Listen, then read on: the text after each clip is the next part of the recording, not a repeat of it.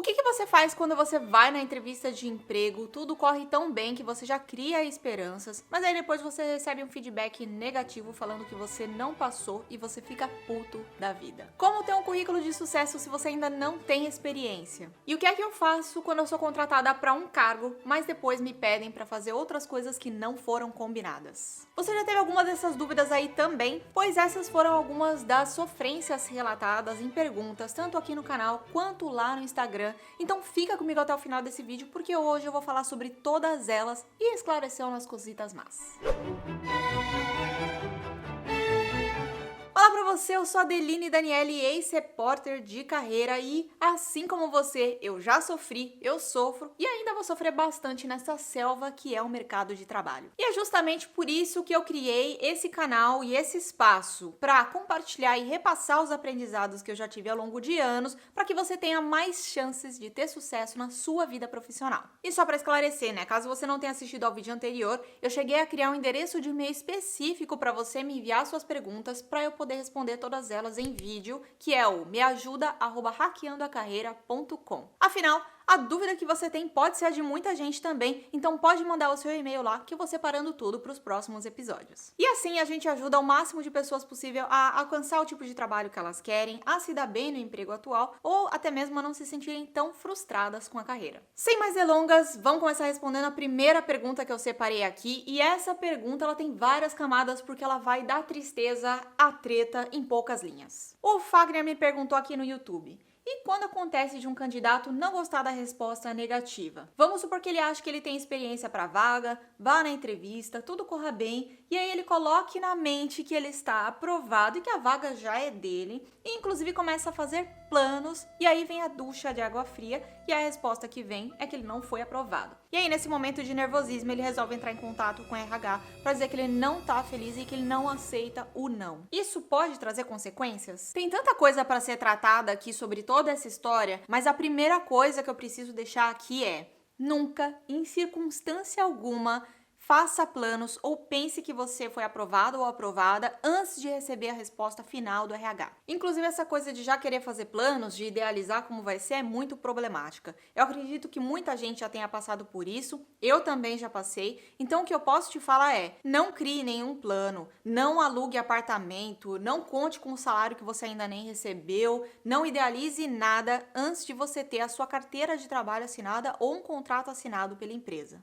E hoje em dia, depois de passar por umas coisas aí, eu sou tão cética que eu nem comemoro tanto quando a RH me liga falando que eu fui aprovada de fato no processo seletivo e que eles querem me contratar. Eu só comemoro de verdade quando eu tenho um negócio lá assinado, chancelado, carimbado pela empresa e tenho um compromisso realmente formal. E, inclusive, às vezes nem mesmo esse compromisso garante muita coisa, porque eu já trabalhei em uma empresa que confirmou a contratação de uma nova funcionária que ia entrar no nosso time, só que depois que ela já tinha feito todos os trâmites ali para ela começar a trabalhar com a gente, a empresa começou a passar por uns cortes e ela ficou a ver navios. E além disso, vamos lembrar de uma coisa aqui: depois que você foi aprovado, isso não significa que você já vai começar a trabalhar ali de uma vez. Você vai entrar em um processo de negociação das suas condições de trabalho e do seu salário. Que caso você ainda não esteja ciente de que isso é super importante de se fazer, eu recomendo que você vá lá e assista o primeiro vídeo que eu lancei aqui nesse canal, que foi exatamente sobre esse tema. E lá, inclusive, eu ainda falo que um dos erros que a gente comete é aceitar uma oferta de emprego logo de cara sem negociar. Então, assim, eu sei que isso vem com o tempo, que a cada processo seletivo que a gente faz, a gente aprende novas lições e melhora aí para os próximos, mas a gente precisa realmente aprender a levar esse processo todo com calma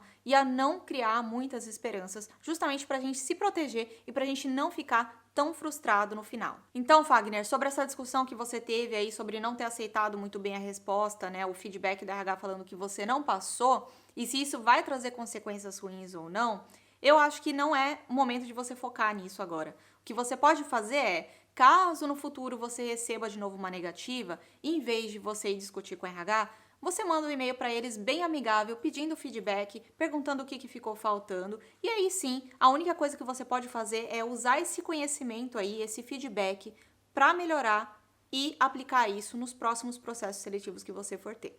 Agora falando sobre currículo para quem está no começo de carreira e ainda tem pouca experiência. Então a Ana Luísa me perguntou aqui no YouTube: tem alguma indicação para quem está buscando o primeiro emprego ou o primeiro emprego em uma área que nunca trabalhou? Eu sou estudante universitária, mas minhas experiências profissionais são basicamente como freelancer e vendedora. O que eu posso falar sobre a formatação e o modelo de currículo é o seguinte: você pode seguir o passo a passo que eu já dei num outro vídeo, onde eu crio um currículo do zero, de forma online e de graça, porque esse arquivo que eu criei ele já é bem versátil e pode ser usado tanto por quem está no começo da carreira, quanto por quem já tem bastante experiência. E aí a única coisa que eu faria com esse modelo que eu já fiz quando eu era estudante e ainda estava procurando estágio ou primeiro emprego é a seguinte: em vez de você colocar primeiro as suas experiências, você troca e você coloca a sua formação primeiro. Afinal, para quem está no começo de carreira, o mais importante é você mostrar primeiro que você está estudando, que você está se formando ali naquela área. E aí na questão de conteúdo, se você já passou por várias experiências de trabalho antes dessa área aí que você quer se candidatar, o que pode ser feito é você deixar somente aqueles trabalhos que tenham um pouco mais a ver com esse novo emprego. E aí você pode dar uma personalizada na forma como você escreve essas experiências, só para você deixar claro ali que você já participou de projetos diferentes, que você talvez já tenha lidado com clientes, enfim, que você tem uma experiência relevante ali, ainda que não seja na mesma área. E se você não tiver passado por outras experiências de trabalho, tá tudo bem, esse tipo de coisa a gente não pode inventar e já tá bem claro ali que você tá buscando o seu primeiro emprego. Então o que você pode fazer nesse caso é destacar outros tipos de experiências que você já teve e que podem ser relevantes aí para as empresas olharem. Por exemplo, no modelo de currículo que eu já criei aqui com vocês, você pode usar aquela última parte de habilidades para você destacar qualquer outra coisa, qualquer atividade que você tenha feito que seja relevante para a sua vida profissional. Na universidade você pode ter participado de grêmios, você pode ter participado de congressos, você pode ter organizado algum evento interessante, tudo isso você pode colocar lá. E aí a Jéssica também me perguntou: vou fazer uma entrevista na qual será minha primeira oportunidade de emprego. A vaga é para auxiliar de produção. Posso citar trabalhos voluntários, a produção de kits higiênicos e citar que foi em equipe?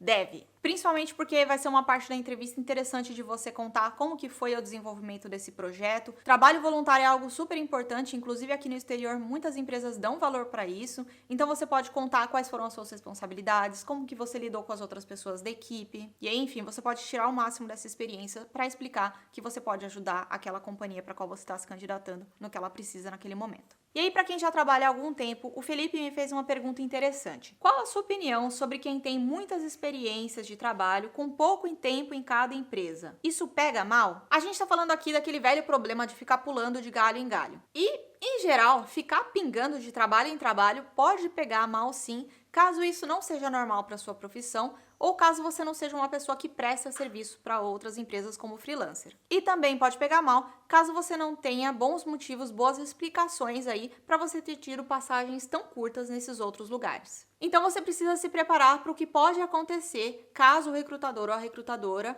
queira te chamar para entrevista e te faça essa pergunta. E aí, geralmente, você tem que realmente ser bastante honesto na sua resposta e explicar para eles que ou você não era muito compatível com o escopo de trabalho que estava ali, ou às vezes você realmente só estava prestando um serviço de forma rápida, que o seu contrato era realmente temporário e era por isso que você passou pouco tempo, ou ainda que realmente, dependendo das circunstâncias, você pode falar que foi um corte ali grande que teve na empresa e que vocês saíram em bons termos, mas que realmente não tinha como eles te manterem ali. E aí a Dani fez uma pergunta interessante lá no Instagram. Qual a dica para quando você foi contratado para uma função e há desvio? Bom, o que é esperado que se faça dentro do bom senso é a gente poder falar não para as coisas que realmente saiam do nosso escopo de trabalho e que não estão ali no contrato. E isso eu já deixo bem claro, não significa você se esquivar, você ser um profissional preguiçoso, nem nada disso. E aí a dica que eu dou se você quer começar a negar esse tipo de atividade aí, é você tentar negociar isso com o seu chefe e falar: olha, eu não posso fazer isso agora porque eu já tenho essas e essas prioridades aqui para fazer, que é o combinado. E aí você joga a responsabilidade para essa pessoa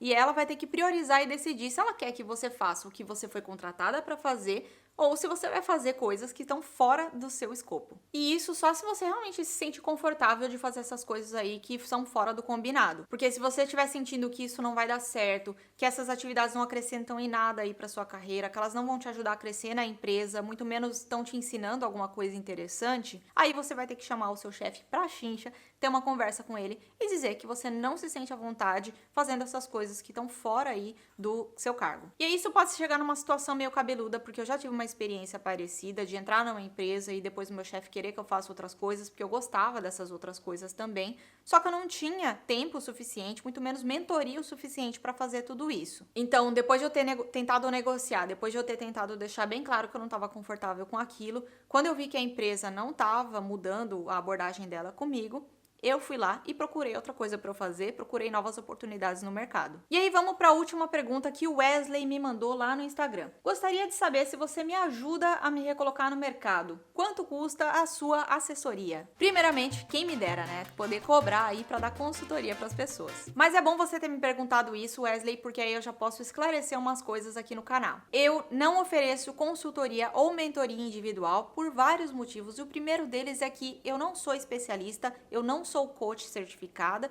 muito menos eu tenho experiência com recrutamento em si. Tudo que eu trago para vocês aqui é baseado em experiências profissionais que eu já tive ao longo de anos, além dos conteúdos que eu já escrevi quando eu era repórter de carreira e de entrevistas que eu fiz com profissionais da área. O segundo motivo, porque eu tenho um trabalho normal, eu trabalho 8 horas por dia como qualquer outra pessoa, então eu precisei encontrar uma forma de ajudar o máximo de pessoas possível com o tempo que eu tenho atualmente, que é bem escasso. E é por isso que aqui no canal eu já dou dicas super valiosas, já tenho uma playlist inteirinha aqui sobre recolocação profissional, tem uma outra só sobre currículo. Então eu acredito que é muito melhor tentar atingir mais pessoas, afinal a gente está falando de mais de 14 milhões de pessoas desempregadas aqui no Brasil e as que estão empregadas não estão tão felizes assim com o trabalho delas. Por isso eu acredito que criar esse espaço onde cada pessoa pode pegar as dicas e aplicar da melhor forma possível para a profissão e para a área dela pode ser muito mais valioso do que eu simplesmente virar para você e falar: faz desse jeito, não, escreve isso no seu currículo que vai dar certo, segue esse passo a passo específico. Mas se ainda assim você quiser a ajuda de um profissional, eu recomendo que você pesquise bastante e vá atrás de alguém que seja sério,